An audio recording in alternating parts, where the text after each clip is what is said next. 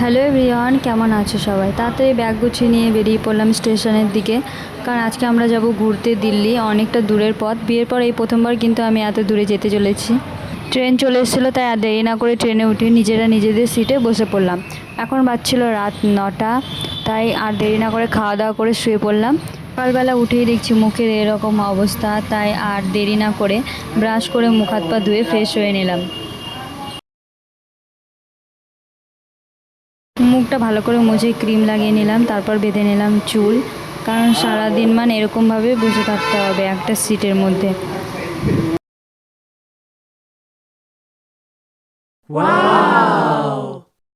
তারপর চলে আসলো চা, সবাই মিলে চা দিয়ে বিস্কুট খেয়ে নিলাম।